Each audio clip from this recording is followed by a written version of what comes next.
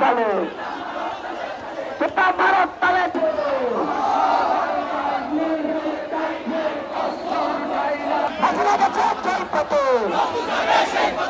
বস্তু যাবে সেই পথে কিশোরগঞ্জের মাটি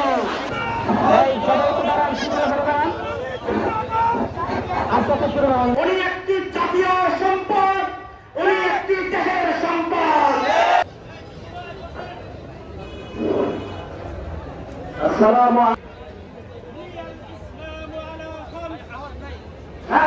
এই